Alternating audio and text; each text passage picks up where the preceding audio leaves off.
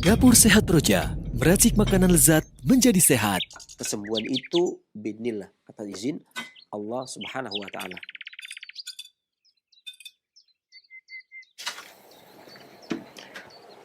Assalamualaikum warahmatullahi wabarakatuh. Alhamdulillah. Wassalatu wassalamu ala Rasulillah wa ala alihi wa sahbihi wa man wala amma ba'd.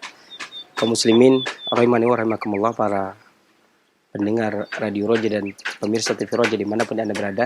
Kembali kita bertemu di Dapur Sehat Roja. Kita panjatkan segala puji syukur kita kepada Allah Subhanahu wa taala yang telah melimpahkan kurnia-Nya kepada kita, memberikan kepada kita kesempatan, kesehatan sehingga kita kembali bertemu.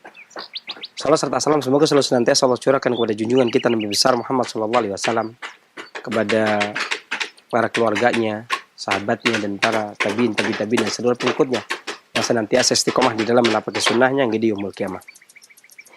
Dan adapun kemudian daripada itu, sesuai dengan urutan musim, ya, di mana angin silih berganti dari panas ke kering, dari kering ke dingin, dari dingin ke lembab, maka terjadi silih bergantinya musim, maka terjadi pula beberapa kebiasaan yang berubah pada diri kita.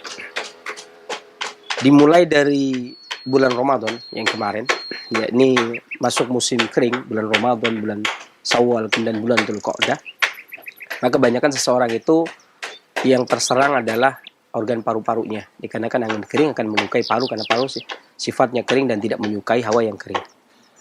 Maka banyak di sana batuk, gangguan batuk dan sebagainya bagi orang yang tidak bisa membiasakan diri melakukan pola hidup yang sehat atau begadang seterusnya di musim yang kering tersebut.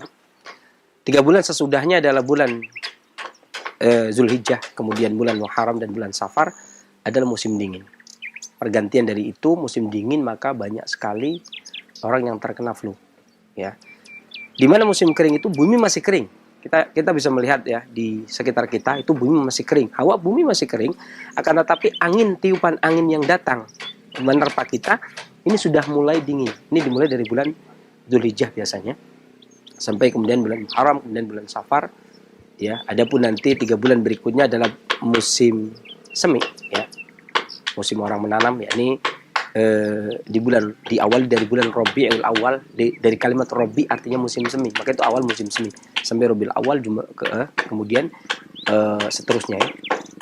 Nah, ini di musim ini, di musim dingin ini, sementara kita hawa bumi masih kering, kemudian datang musim dingin, maka pergantian musim ini bagi orang yang tidak terbiasa atau tidak memiliki pola hidup yang sehat, masih suka begadang dikarenakan kerja shift dan lain sebagainya, ya, dikarenakan kelelahan, kecapean, maka mudah terserang angin dingin, maka terjangkitlah penyakit flu, ya.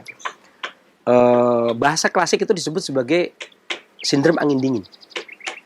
Kalau dalam integrasi buku integrasi timur dan barat, maka disebut, orang barat bilang flu, kalau orang klasik bilang itu sindrom penyakit angin dingin, yang kemudian disebabkan karena hawa cuaca, penyebab penyakit dari luar yang bisa menyerang tubuh dikarenakan sistem pertahanan tubuh yang tidak kuat, ya.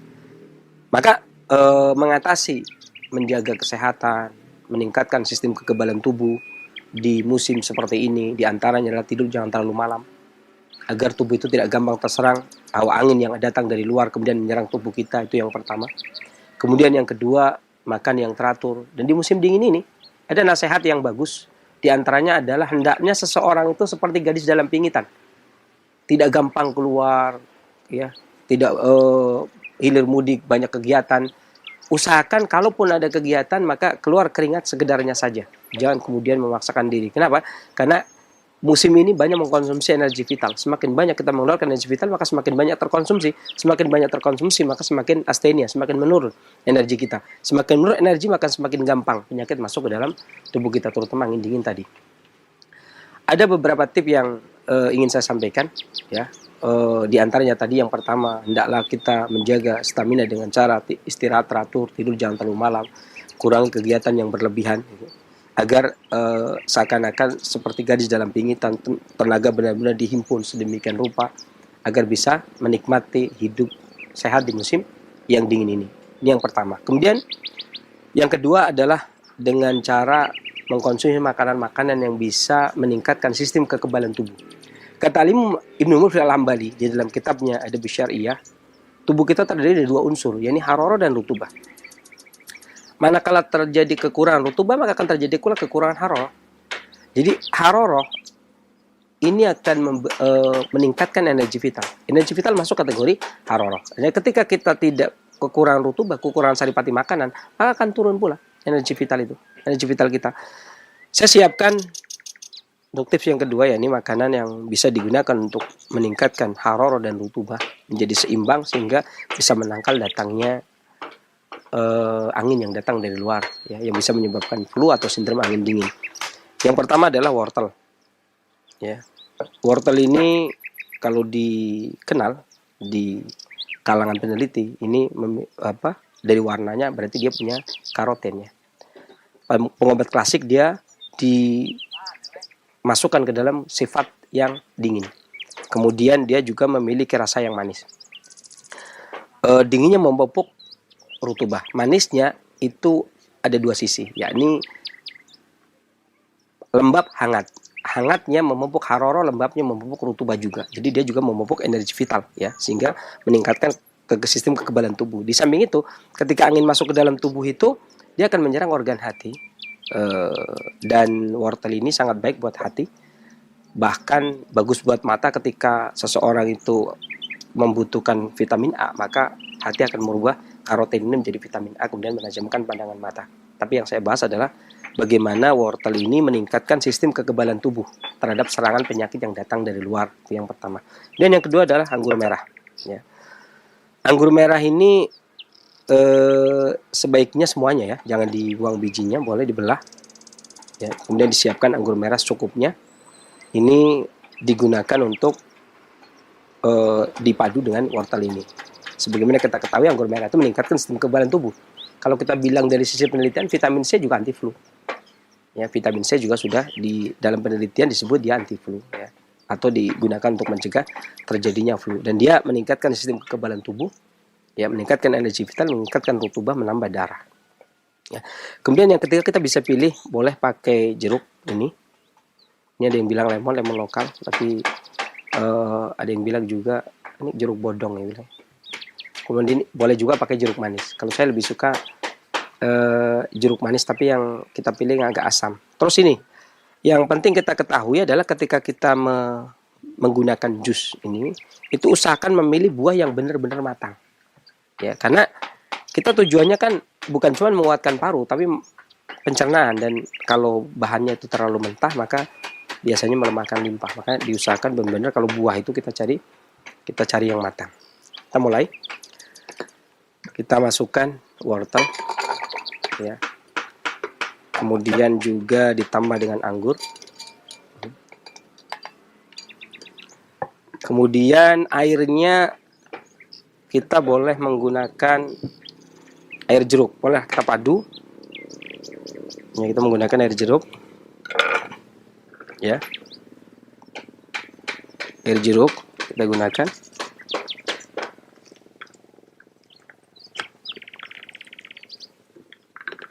Ada jeruk manis secukupnya, ya, agar kira-kira dapat 1 gelas, ya. Biasanya kalau saya menggunakan jeruk untuk flu itu biasanya kalau di blender, kalau ini versi saya, ya, itu sekulit-kulitnya kalau saya, karena dia menguatkan jantung juga. Sebenarnya saya sekulit-kulitnya masukin semua, sekulit-kulitnya sama biji-bijinya biasanya. Tapi tidak semua orang bisa begitu. Makanya saya gunakan jeruk ini sesuai dengan selera, ya, selera kita hari ini. Ya, boleh menggunakan semua, tuh boleh juga. Karena kalau untuk flu dan serangan angin dingin itu sebenarnya lebih bagusnya itu jeruk itu di blender sekulit-kulitnya. Ya. Tapi biasanya di estetika atau rasa biasanya agak sengar, agak kurang enak, kurang nyaman. Makanya baik kita menggunakan sesuai kebiasaan masyarakat saja. Kita masukkan.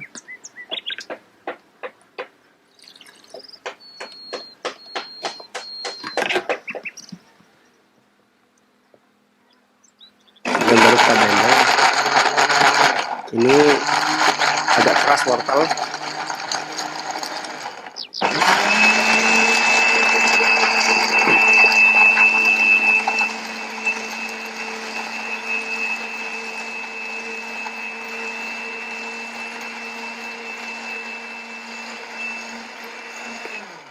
Nah, kemudian kita kasih madu karena kalau biasanya sesuai selera ya.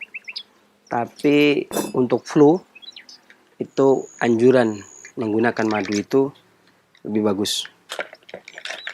Lebih bagusnya itu pakai madu. Maka kita menggunakan madu secukupnya. Tapi boleh maksimal 3 sendok. Kita gunakan 1 sendok saja cukup. 1 sendok setengah.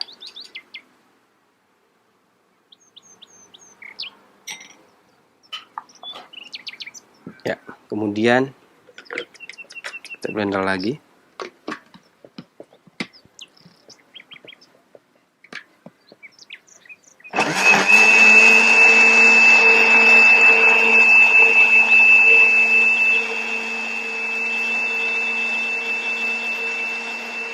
Sampai halus.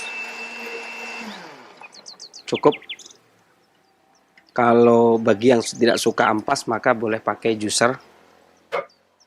Tapi seperti saya katakan biasa saya katakan bahwasanya kalau ada ampasnya itu lebih bagus buat sistem pencernaan. Artinya seratnya yang lebih banyak seratnya.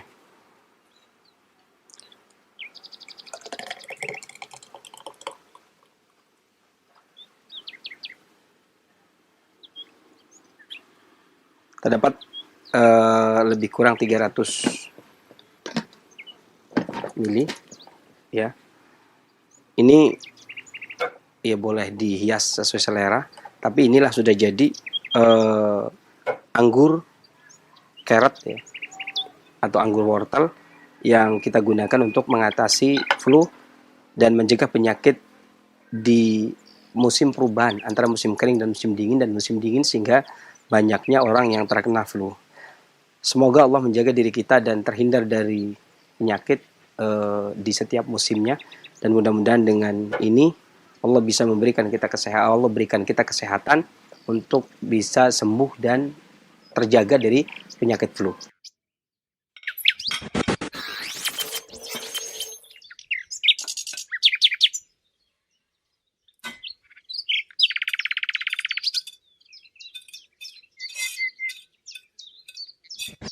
Demikian yang saya sampaikan, mudah-mudahan resep kali ini bermanfaat. Saya akhiri billahi taufiq wal hidayah. Alhamdulillahirabbil alamin. Wassalamualaikum warahmatullahi wabarakatuh. Dapur Sehat Roja, meracik makanan lezat menjadi sehat. Kesembuhan itu biidznillah, atas izin Allah Subhanahu wa taala. Assalamualaikum warahmatullahi wabarakatuh. Alhamdulillah hamdan katsiran thayyiban mubarakan fi kama yuhibbu rabbuna wa yardah. Asyhadu an la ilaha illallah wahdahu la syarikalah wa asyhadu anna Muhammadan abduhu wa rasuluh la nabiyya ba'da amma ba'd. Ikhwatal Islam azakumullah, para pendengar Radio Roja dan pemirsa Roja TV dimanapun Anda bisa menyimak siaran kami. Apa kabar Anda di kesempatan Rabu pagi menjelang siang ini? Semoga harapan sehat selalu buat Anda beserta keluarga, dan tentunya semoga Anda semua dalam penjagaan dan perlindungan Allah Subhanahu wa taala. Amin ya rabbal alamin. Dan alhamdulillah kita berjumpa kembali dalam program Dapur Sehat Roja, meracik makanan lezat menjadi sehat, bersama narasumber kita Sensei Abu Muhammad Faris Al-Kianji hafizahullah ta'ala. Dan alhamdulillah Sensei sudah berada di studio untuk menemani kita semua. Kita sapa terlebih dahulu. Assalamualaikum warahmatullahi wabarakatuh Sensei. Waalaikumsalam warahmatullahi wabarakatuh. Gimana kabarnya Sensei? Alhamdulillah. Ya, alhamdulillah. Baik, khotul Islam azakumullah.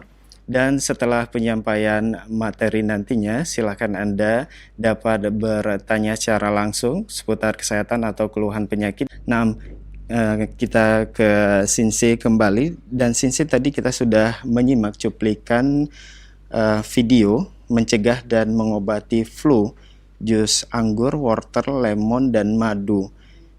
Ya, bahan-bahannya 20 biji anggur merah, setengah ons wortel, 1 sendok makan air lemon, dan madu secukupnya. Benar ya, Sensei?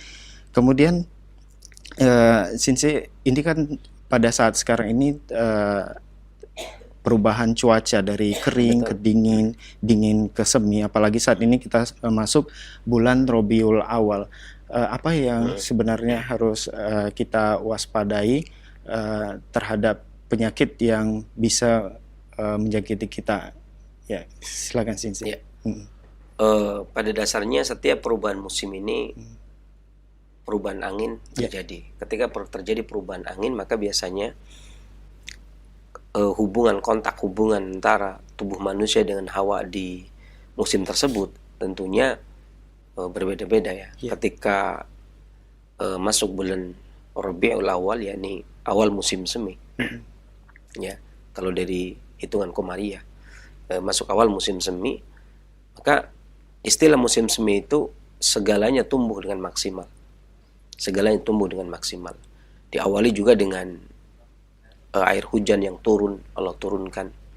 Sampai bahkan para pengobat klasik itu mengistilahkan turunnya air hujan ini dengan istilah bersatunya antara energi langit dan energi bumi. Ya, artinya bersetubuhnya sehingga menumbuhkan tumbuh-tumbuhan yang ada. Ini di musim semi. Ya. Dan biasanya pergantian musim ini 3 bulan. Meskipun ada orang yang berpendapat ada beberapa daerah atau ada beberapa negara yang memiliki 4 musim, ada beberapa negara yang memiliki 2 musim gitu ya. Dan ada beberapa negara seperti negara kita ini yang hanya memiliki, orang sering bilang memiliki musim kering dan musim penghujan. Meskipun demikian, pada prinsipnya para pengobat klasik itu menyimpulkan selama masih ada pagi, siang, sore dan malam, maka musim itu tetap 4 gitu kan. Dimana musim semi itu ibarat hari adalah pagi. Makanya seringkali kita banyak lihat orang-orang yang gampang flu itu di pagi hari bersin, ya Kak? Ya.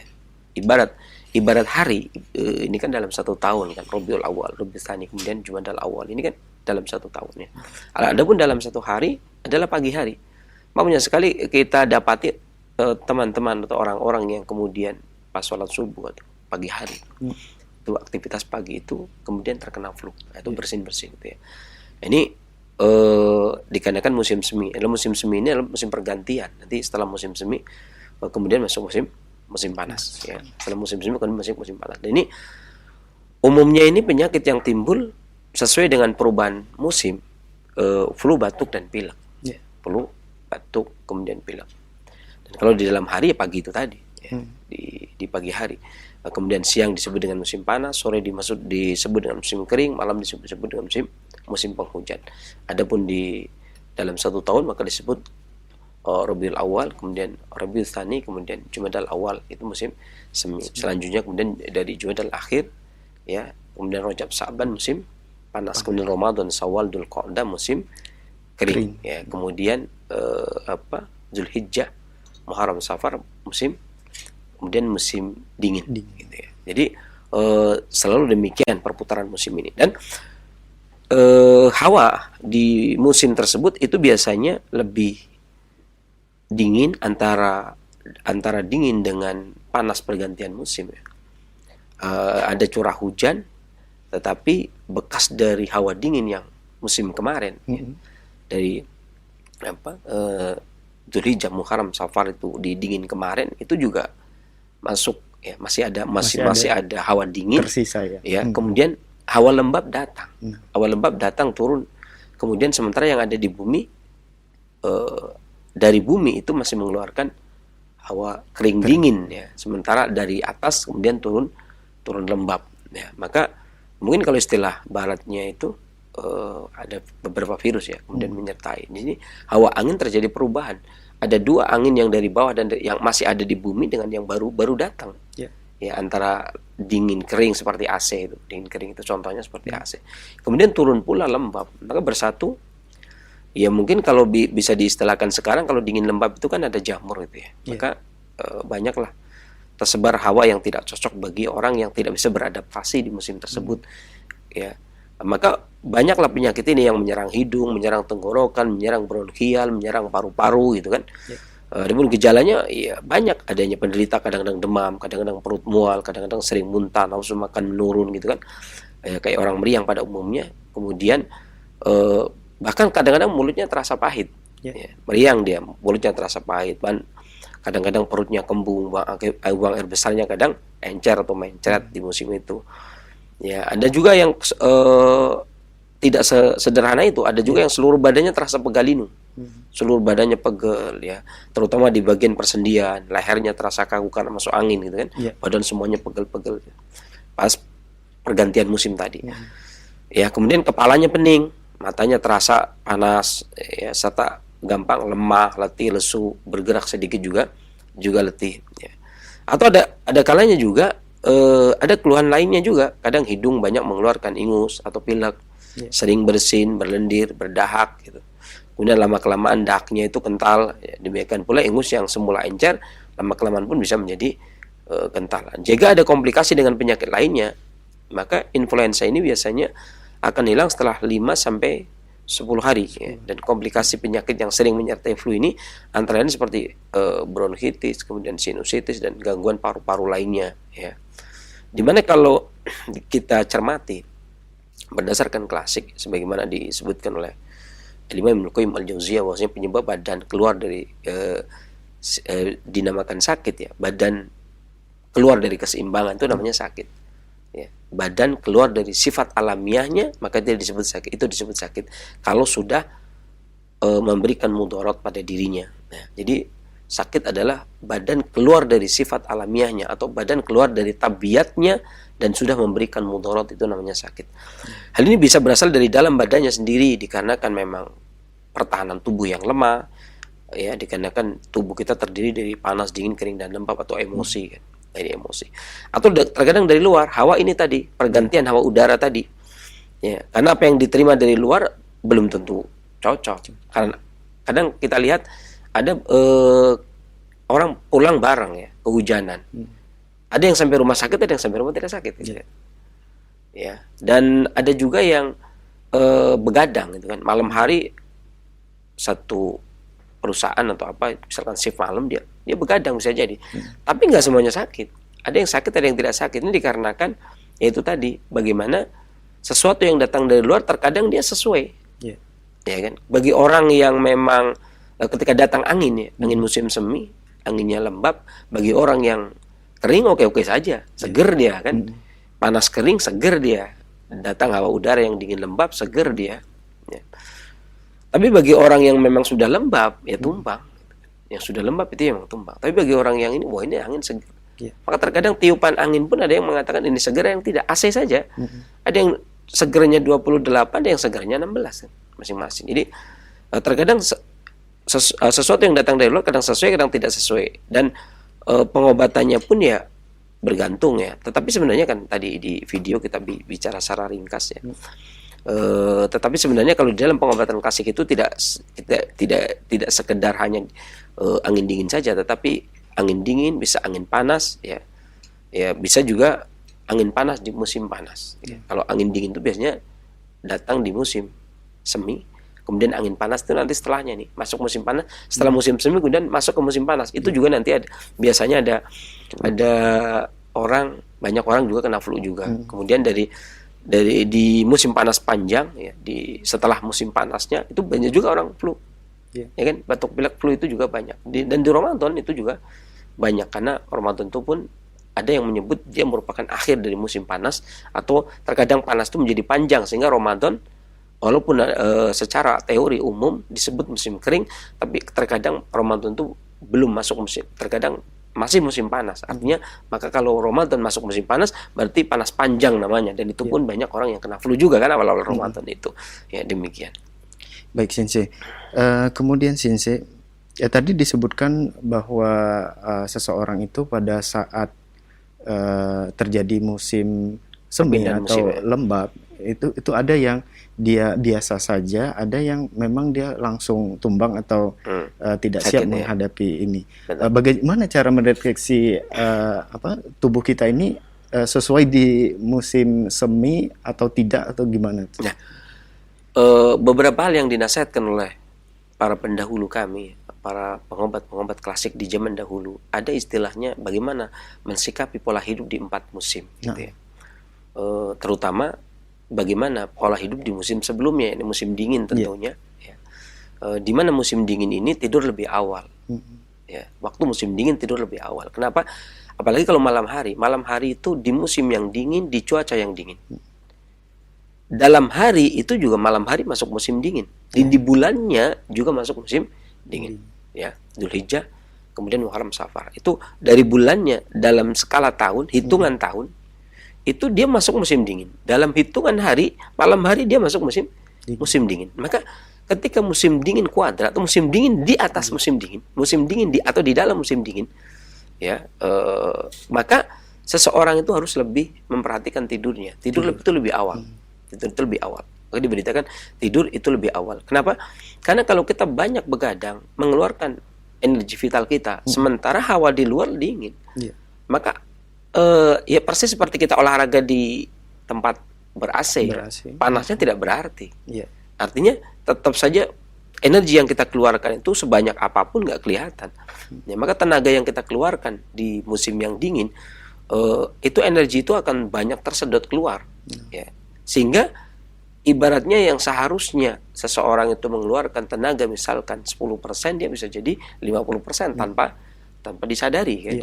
Kan, kan kerjanya orang pabrik secapek apapun karena ruangan mungkin ber-AC dan sebagainya, kan dia nggak kelihatan capek ya, dia keluar. Seperti misalkan seseorang itu masuk ke mall dan sebagainya, seharian dia di sana nggak kerasa tiba-tiba azan zuhur, nggak kerasa tiba-tiba azan asar, tiba-tiba azan maghrib gitu kan, tiba-tiba isya, itu kan mereka nggak kerasa itu. Artinya energi vital itu mereka tersedot. Pulang-pulang capeknya udah luar biasa banget itu, nggak kerasa banget. Nah, maka yang dipersiapkan adalah sebenarnya tidur di awal waktu. Ya, sebagaimana nasihatnya Nabi SAW, bahwasanya habis isya itu dianjurkan untuk tidur ya, lebih dipercepat tidur ya. Kemudian bolehlah dia bangun itu sekitar jam 3 atau jam 4 gitu ya.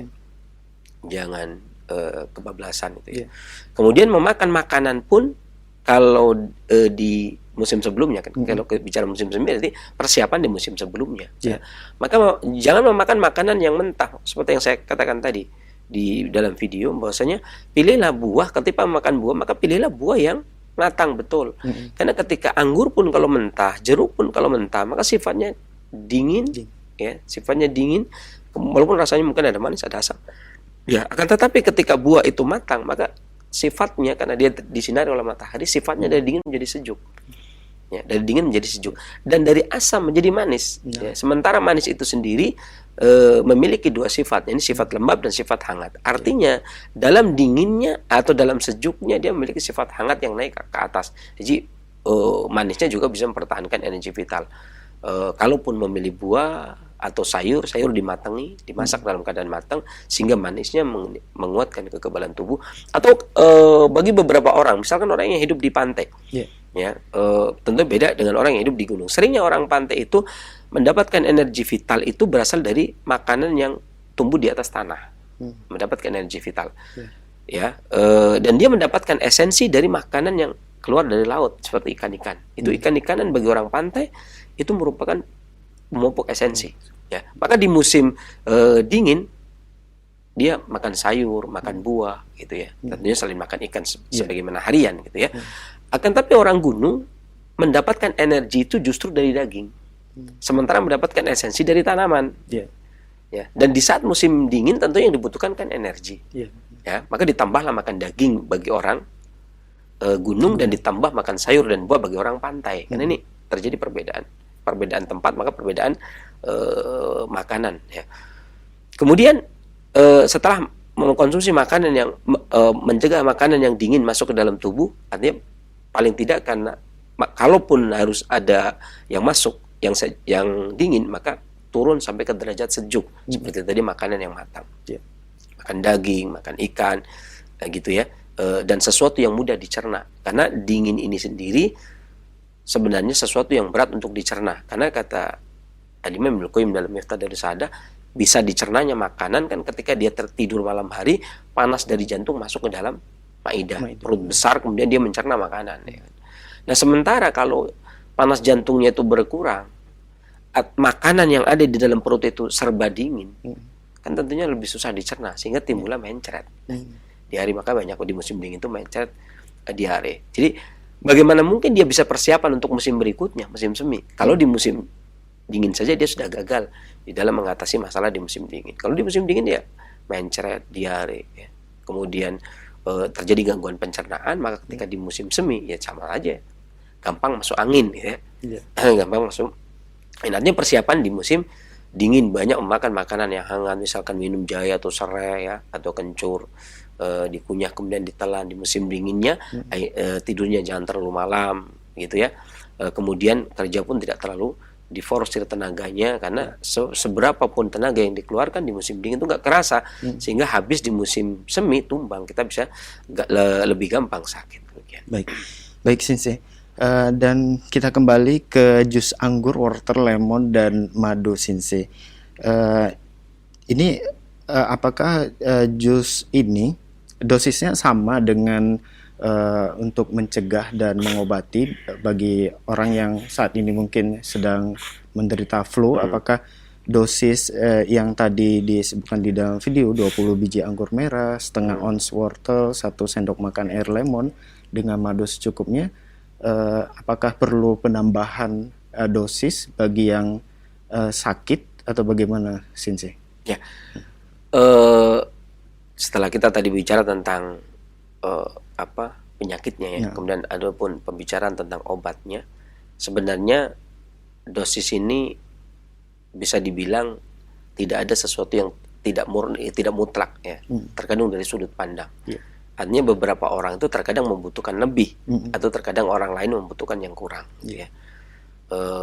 Tidak hanya sekedar anak-anak saja, kan, tetapi terkadang olahragawan pun dia membutuhkan yang lebih, gitu, ya. Atau pekerja keras tentunya dia juga membutuhkan yang lebih, ya.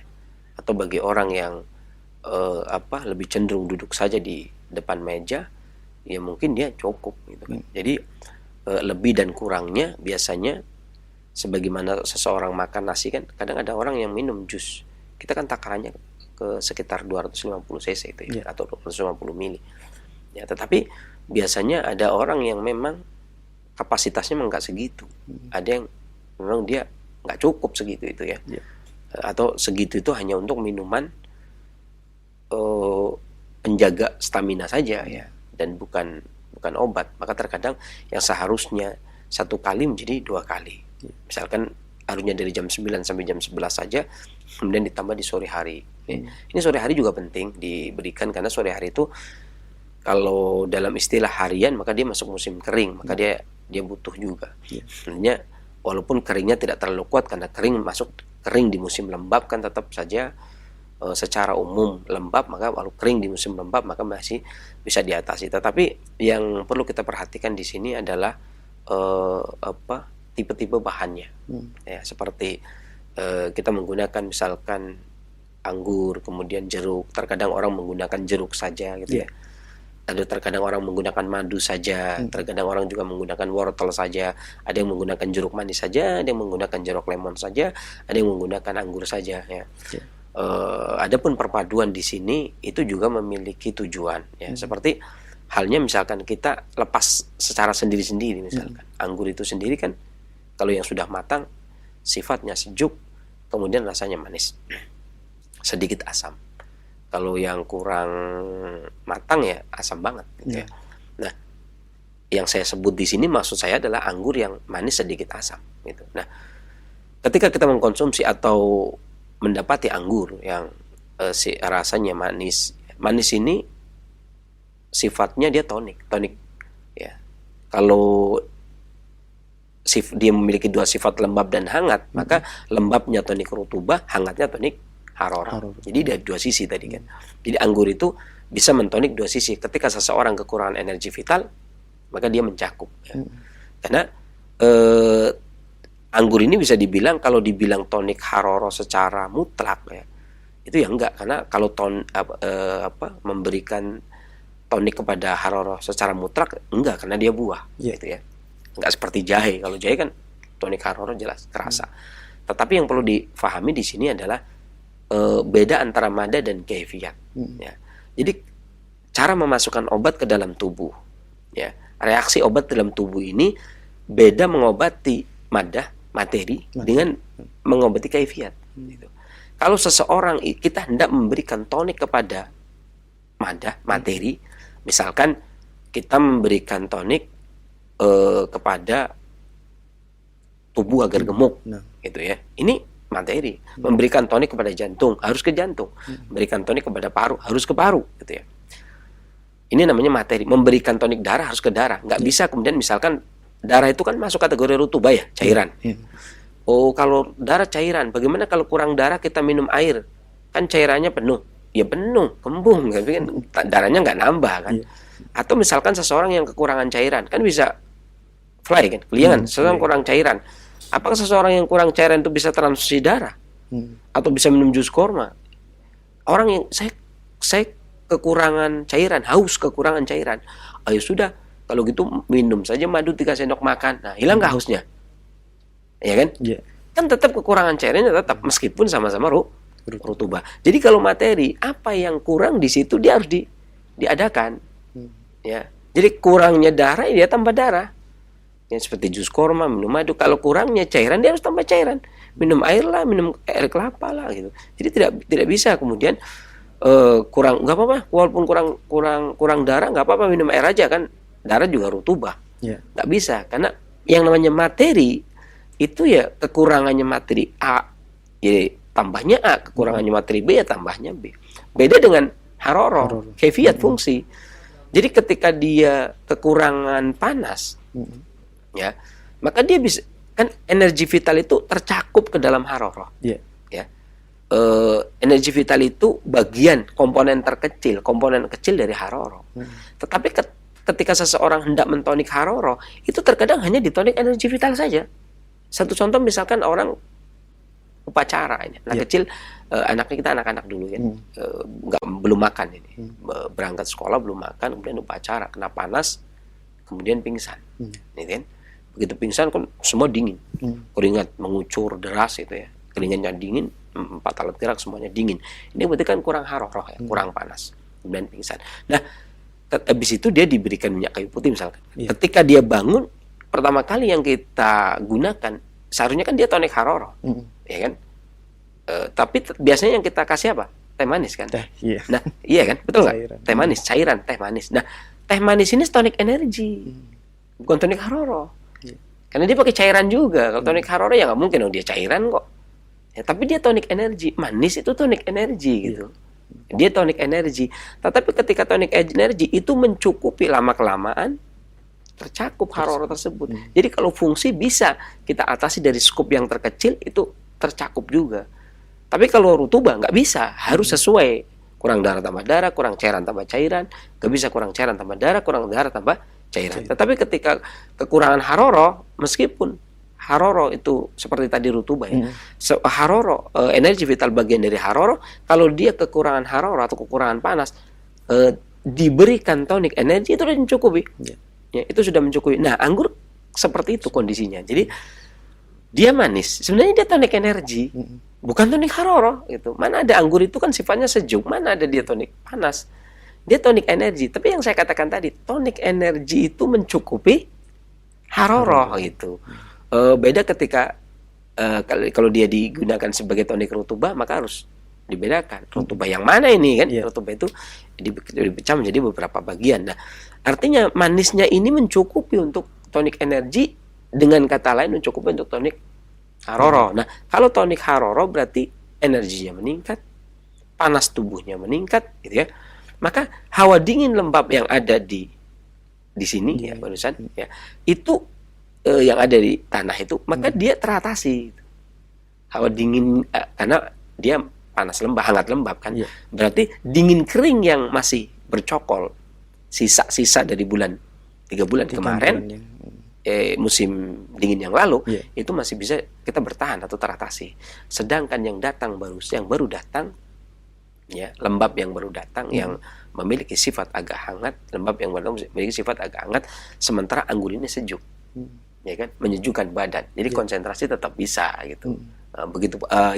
Ini kalaupun anggur saja dengan madu, apalagi kemudian dipadu dengan yang lainnya. Adapun mengurangi dan menambahi dosis, itu berarti biasanya kita memiliki tujuan yang berbeda gitu. Baik Sensei, jazakallahu khairan atas penjelasannya Sensei.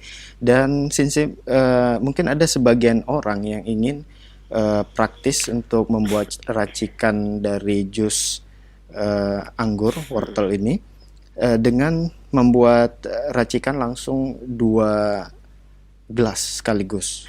Yang pertama langsung diminum, yang kedua itu disimpan di dalam freezer atau kulkas.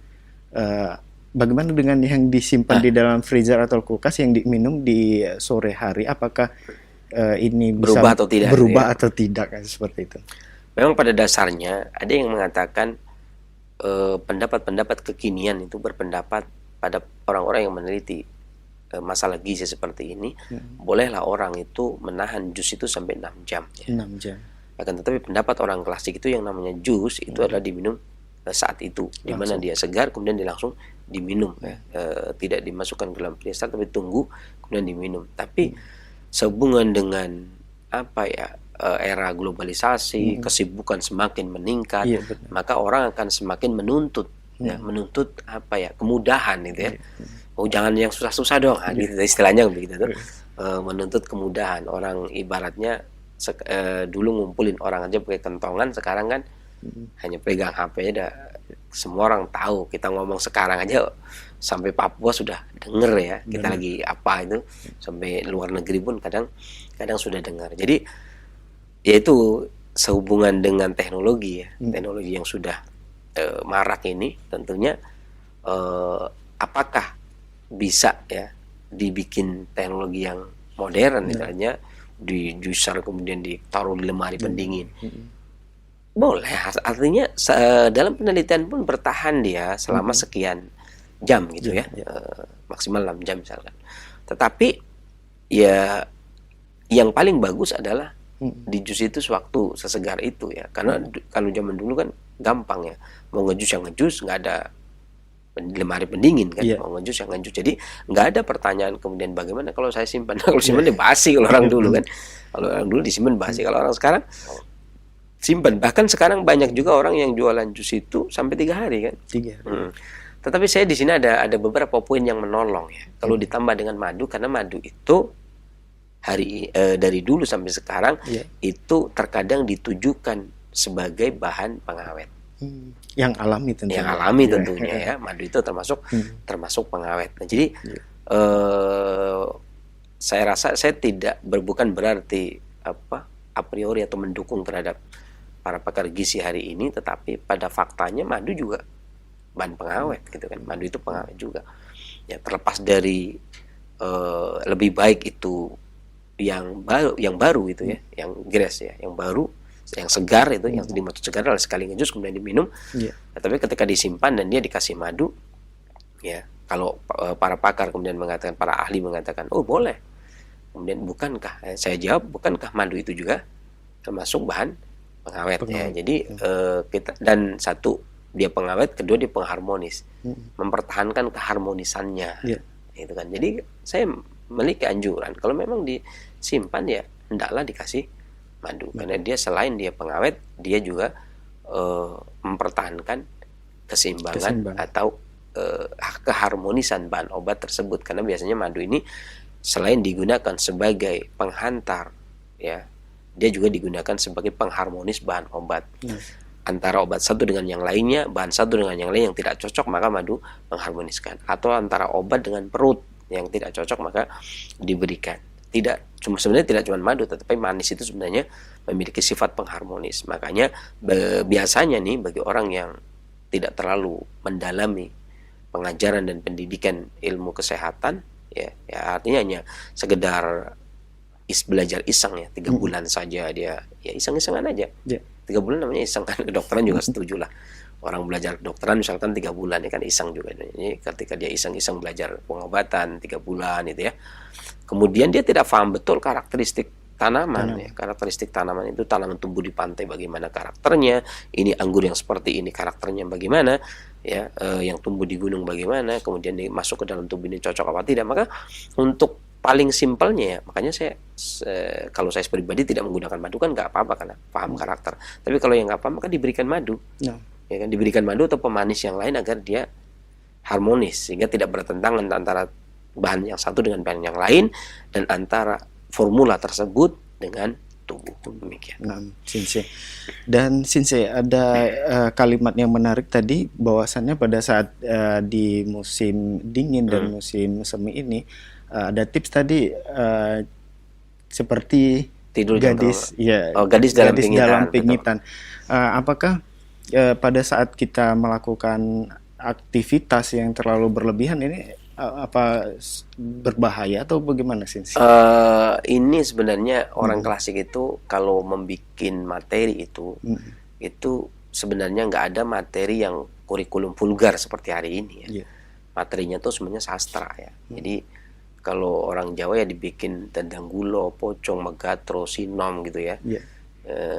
Kalau Itali mungkin soneta atau ada gurindam gitu ya, dibikin kayak kalau di Melayu.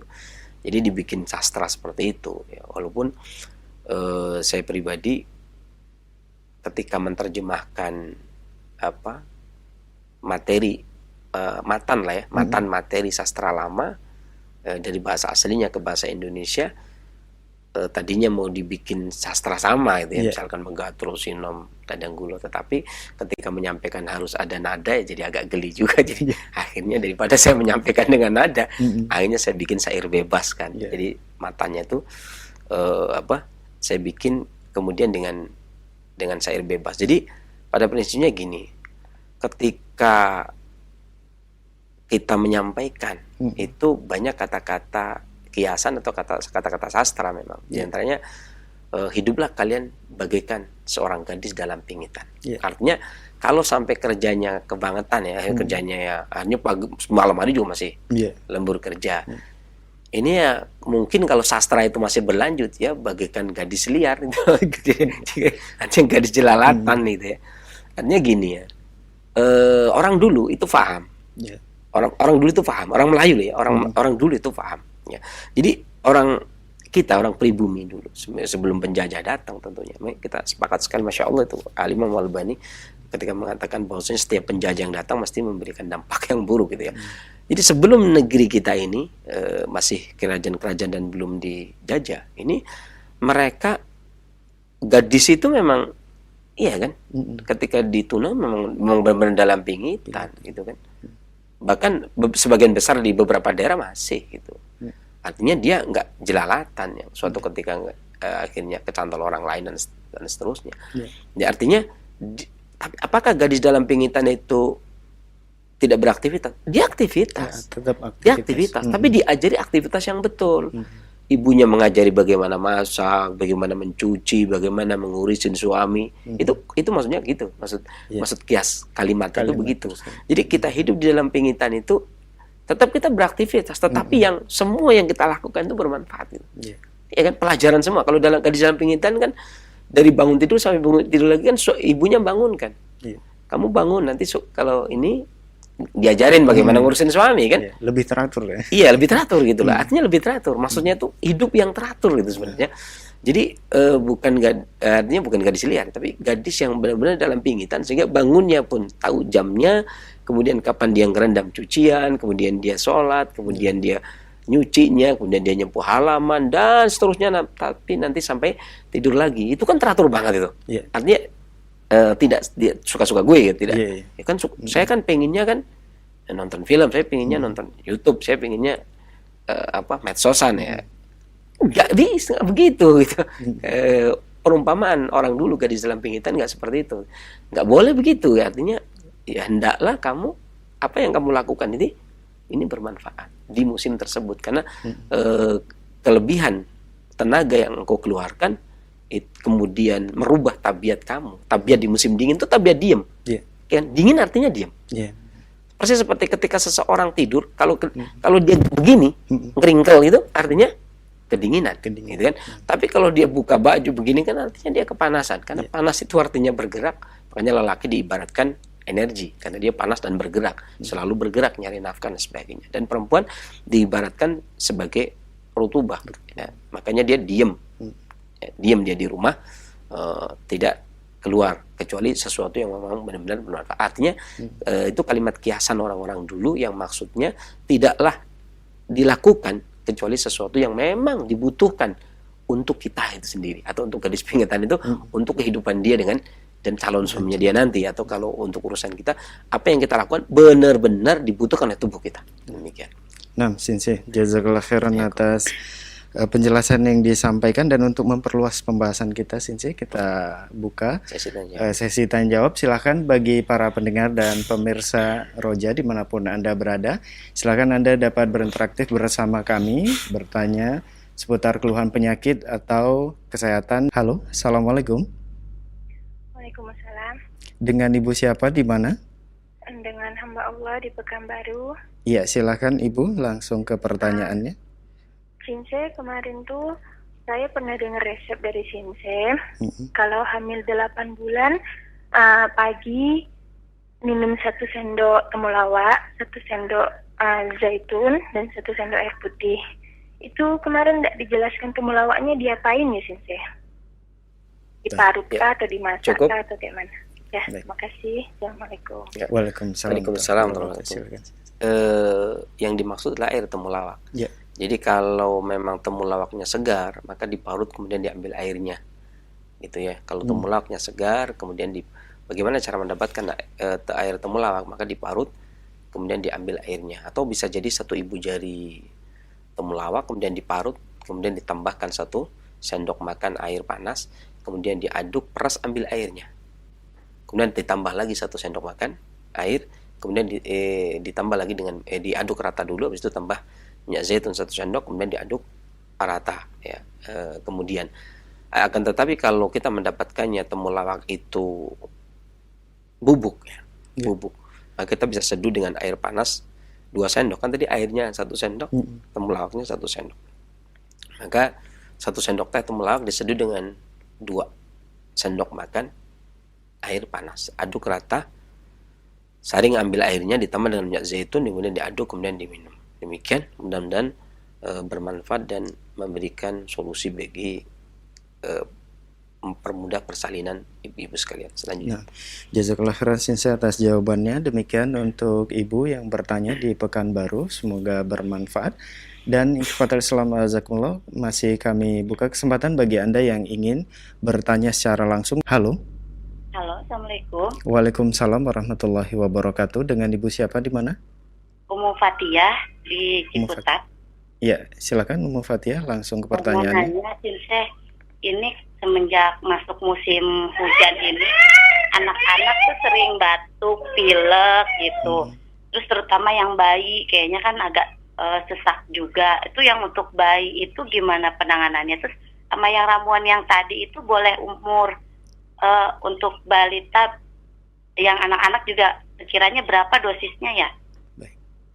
Baik, berapa itu saja. Gelas, gitu. umur berapa, Bu? Ini saya punya yang 4 anak. Yang ditanyakan yang buat umur berapa?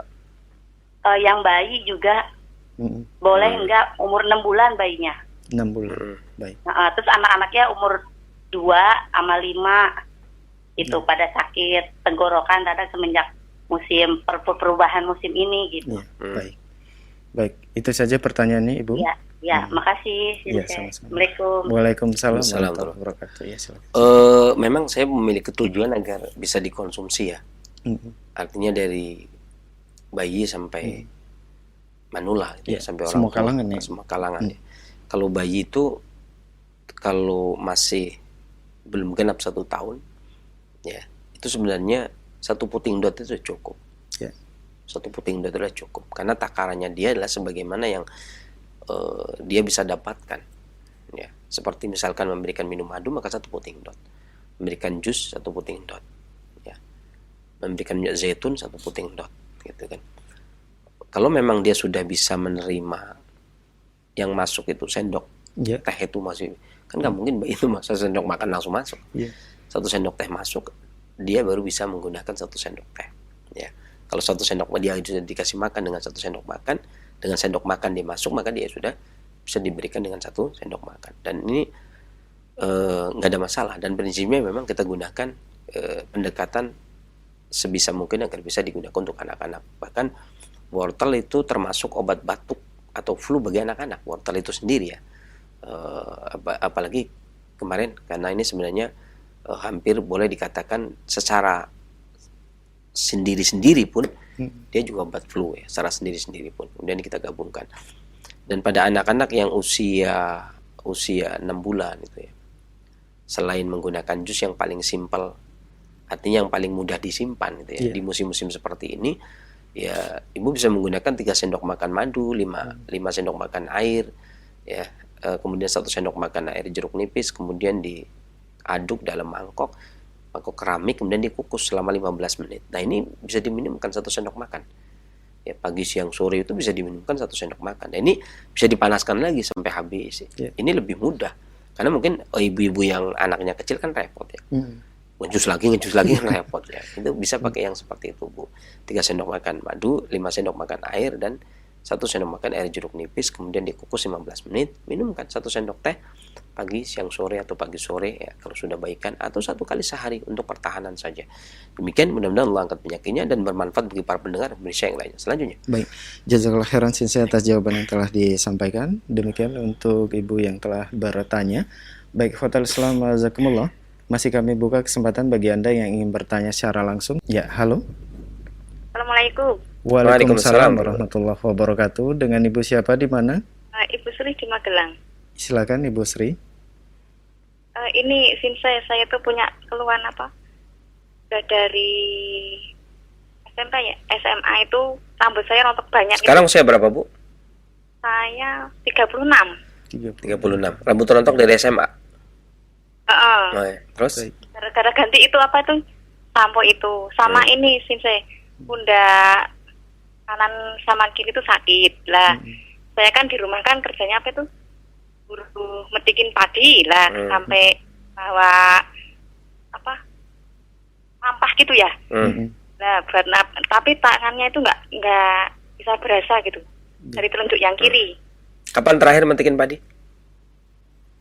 Kapan? Kemarin Ahad. Ya. Banyak itu kotornya banyak kan? Kok tiba-tiba ini nggak terasa gitu? Yang dari telunjuk kiri. Ya. Belajar. Assalamualaikum. Waalaikumsalam warahmatullahi wabarakatuh. Magelang tuh sebenarnya dingin ya. Dan bagi para pekerja yang lumayan berat, sebenarnya obatnya itu berbeda dengan orang yang kerjanya itu ringan. Sebenarnya ringan berat itu nggak ada sebenarnya. Ada sebenarnya berat semua ya. Misalkan orang duduk di depan komputer itu kerja berat juga. Tapi mikir gitu ya. Berat pikiran. Berat di pikiran ya. Makanya ada istilah begini. Seseorang yang kuat berpikir, konsentrasi penuh, terkadang dia bela-belain ngopi di kedai kopi yang ada wifi-nya kan. Ya, itu berjam-jam di situ sampai kerjaan itu selesai gitu ya. Tapi ini berarti menenangkan ya. Kopi itu menenangkan dan meningkatkan stamina, tapi bukan untuk stamina yang dimaksud adalah stamina raga ya. Bagi orang yang kerjaannya itu misalkan nyangkul di sawah, kan nggak ada sehabis nyangkul istirahat jam 9 ngopi dulu, nggak ada. Paling nggak mereka teh gitu ya. Artinya beda. Tapi ketika orang yang duduknya, istilah ngopi dulu itu orang yang duduk gitu. Ya kan? Duduk, kerjanya duduk, itu yang ngopi dulu dia ngopi. Itu untuk biar fresh, tapi freshnya itu yang dimaksud adalah fresh pikiran gitu ya, fresh pikiran, sehingga dia bisa konsentrasi kembali. Tapi bagi orang yang nyangkul, kemudian istirahat jam 9 buka dulu, kemudian ayo ngopi dulu, ya enggak, dia istirahatnya paling ngeteh atau makan sebagainya ya. Maka obat yang digunakan berbeda. Dari situ udah jelas berbeda ya. Yang satunya kadang teh, yang satunya kopi ya. Yang satunya itu menggunakan makanan yang ringan, itu menggunakan makanan yang susah dicerna gitu ya. Nah, bagi orang yang lebih cenderung yang digunakan untuk bekerja adalah energi vital, tenaga ya, maka obat yang digunakan pun harusnya ya tenaga. Kadang begini, kadang ada beberapa kekeliruan di antara para pengobat. Saya maksud pengobat klasik ya, bukan pengobat tradisional. Tradisional tidak memiliki kaidah ke arah situ. Jadi beda kaidah maksudnya. Ketika seseorang kemudian memegang nadinya cepat, ini pertanda panas, atau lidahnya merah, ini pertanda panas mukanya merah, pertanda panas, maka akan dikasih obat dingin ya. Karena pengobatan itu kan panas didinginkan, dingin dipanaskan. Ini sebenarnya tidak bisa mutlak, tergantung sudut pandang. Kalau orang tersebut yang sifatnya panas, ya mukanya terkadang panas, lidahnya panas, nadinya cepat, akan tetapi dia seorang olahragawan, satu. Kedua, dia seorang pekerja yang menggunakan energi seperti ibu ini, ya, seperti ibu yang penanya ini. Dia pekerja yang menggunakan energi. Sekalipun sindromnya atau tipenya panas, maka obatnya tetap panas. Karena yang keluhan yang beliau sampaikan itu karena kekurangan energi, gitu ya. Kekurangan energi sehingga terjadinya adanya sesuatu yang nyumbat dikarenakan kekurangan energi. Adanya sesuatu yang lemah, kesemutan dan sebagainya dikarenakan kekurangan energi. Tentunya nggak bisa kita berikan obat yang dingin sehingga nanti besok nggak kerja, ya, karena tenaganya kurang. Ya. Karena panas itu kan energi. Dikasih ini badannya enak tapi tenaganya kurang. Jadi nggak kerja juga gitu ya. Beda dengan orang yang memang kerjanya itu duduk di atas meja, ngetik. Ya, maka kalau diberikan obat yang panas tentunya ya dia nggak betah gitu ya. Nggak bisa ngetik dia kan. Itu begitu. Ini sudah, artinya saya pengalaman semua ya, sudah pernah saya lalui semua. Artinya saya dari laut sampai ke kebun, ya, dari kebun yang kebun biasa sampai kebun di kedalaman hutan yang dari jalan besar sampai ke hutannya itu 6 jam naik speed, ya. Di kalinya itu kali kanal buatan yang minum airnya itu airnya air sungai buatan dari kanal ya, yang airnya itu ketika bikin sumur itu airnya udah kayak rebusan air sirih ya. Kayak air teh. Ya, kayak air teh itu lebih gelap, teh gelap gitu, kehijau-hijauan ya. Minumnya udah air itu, udah jauh dari perkampungan, dari pemukiman yang apa makanannya berebut sama beruang. Itu intinya dapat ya. Artinya jangan dikira kemudian wah, Muhammad mah enak kerja di, ya enak semuanya mah enak gitu ya. Karena tapi saya harus bisa menyesuaikan diri. Ketika saya bekerja yang digunakan adalah energi, makanan saya apa? Ketika saya bekerja yang digunakan adalah bukan energi, tapi esensi gitu ya. Berpikir dan sebagainya ringan saja, dari sisi energi itu ringan. Maka saya harus memupuk esensi yang banyak. Jadi untuk nasihat untuk ibu. Berarti yang ibu pupuk pun energi, ya. Ibu bisa menggunakan 1 ibu jari jahe atau kalau tidak ada bisa diganti dengan kencur. 1 ibu jari jahe kalau tidak ada bisa diganti dengan kencur. Ya, kemudian ditambah dengan 1 ibu jari temulawak. Ya, kemudian ditambah dengan daun salam 3 lembar. Rebus semuanya dalam 2 gelas air sampai mendidih, kecilkan apinya, biarkan menjadi 1 gelas kemudian diminum. Lakukan setiap mau tidur, ya. Atau kalau sudah bagusan untuk menjaga vitalitas, ibu bisa membuat sereh jahe. Artinya jahe sereh 3 lembar, sereh 3 batang, kemudian bisa ditambah dengan 2 jari jahe, kemudian direbus dengan 1 liter air atau 1 gayung, rebus sampai mendidih. Nah, gunakan untuk minuman, terutama mau tidur, ya. Dan boleh ditambah madu atau gula merah atau gula aren. Demikian ibu, mudah-mudahan Allah angkat penyakitnya dan bermanfaat bagi para pendengar dan pemirsa yang lainnya selanjutnya. Baik, Sinse, jazakallah khairan atas jawabannya, Sinse.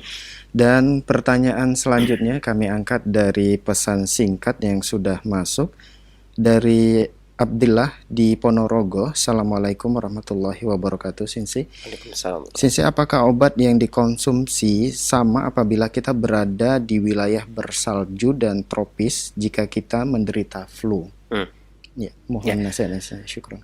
Tentunya beda ya, karena makanya penting sekali ada 20 hal yang harus diketahui oleh seorang tabib, diantaranya adalah letak geografis. Letak geografis tempat kita tinggal, gitu ya. Makanya kenapa kita para pengobat itu mengkaji musim? Ya, kenapa mengkaji musim? Karena mengkaji musim itu mengkaji hawa. Ya. Jadi kalau di salju kan berarti musimnya beda. Ya kan, tentunya obatnya yang panas. Makanya seringkali begini, saya teringat ketika misalkan saya diminta oleh orang-orang yang mau pergi haji, ya kan, yang hendak pergi haji, kemudian di musim dingin, tahu sendiri kalau sudah Saudi, kalau musim dingin itu tahu sendiri berapa derajat itu ya. Maka obat panasnya ya nggak bisa jahe, nggak bisa, jahe aja nggak bisa. Maka biasanya bawang putih. Biasanya yang dikonsumsi adalah bawang putih. Bawang putih itu obat flu. Bawang putih obat flu. Sampai-sampai orang Rusia mengatakan raja antibiotik adalah bawang putih. Ya, saya nggak tahu apakah Rusia itu ada musim salju, saya nggak tahu. Tapi pada penelitian di Rusia bahwasanya bawang putih itu sebenarnya sampai dikatakan dia rajanya antibiotik, dan bawang putih itu obat flu. Tapi tentunya flu di daerah yang mana kan? Iya. Flu di daerah yang mana? Kalau di daerah yang panas makan bawang putih ya kelabakan kita. Iya. Ya, nah ini tepat pertanyaannya. Maka di daerah-daerah yang bersalju, kalau memang jahe itu tidak berasa, maka bisa mengkonsumsi bawang putih. Sekarang udah banyak bawang putih itu menjadi kapsul. Ya, dulu tahun 90-an ya sedikit sekali bawang putih jadi kapsul karena harganya bisa sampai 96.000. Iya. Wah. Ya, masih dari Swiss itu. Jadi ketika Cina sudah Tionghoa sudah memproduksi bawang putih, harganya turun ya. Saya masih ingat itu di beberapa sini saya menjual 3.000 perak. Dari 96 dijatuhkan menjadi 3.000 perak. Sama-sama bawang putih. Kemudian terjadi penurunan harga, makanya bawang putih sekarang sudah berkurang. Apalagi sekarang sudah banyak sekali orang menjual bawang putih. Tapi ya ingat ya, tetap yang namanya jangan kita menganggap yang namanya kapsul bawang putih itu murni bawang putih dikeringkan kemudian digiling menjadi bubuk kemudian dikapsuli, karena hal itu tidak mungkin terjadi. Kenapa? Ya karena gumpal kan bawang putih, bisa bikin cairan kan dia. Kemudian dia akan coklat warnanya. Sementara kapsul bawang putih orang itu mintanya yang putih warnanya. Tunjuk kapsul bawang putih.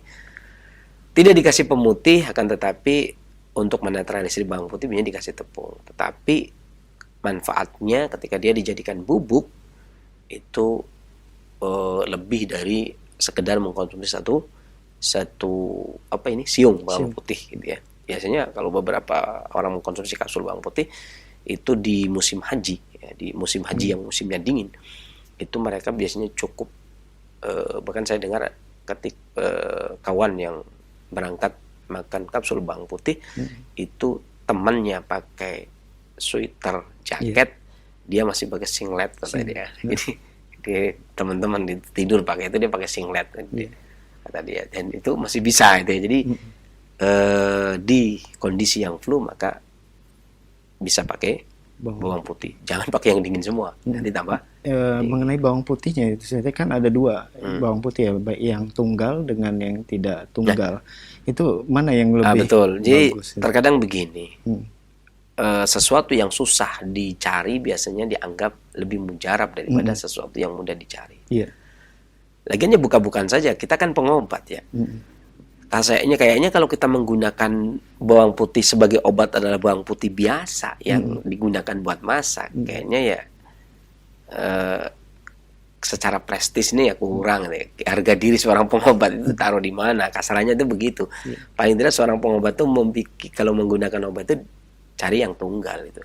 Walaupun secara teori mah sama, secara sifat dan rasa juga sama, secara kandungan juga sama. Bedanya cuman bawang putih tunggal nutrisi yang ada hanya dikhususkan untuk yang itu saja, itu kan karena tunggal kan, ada yang lain untuk itu saja. Sementara bawang putih yang tidak tunggal bergerombol maka disebar gitu ya nutrisi ketika makanan itu memasak makanan ya yang dapat ya seberapa itu bawang putihnya. Dan biasanya kita ini para pengobat ini ya mencari yang agak unik sedikit, jadi kan lebih gimana ya, jadi beda bawang putih yang saya gunakan itu beda padahal nggak ada masalah, sama saja itu ya.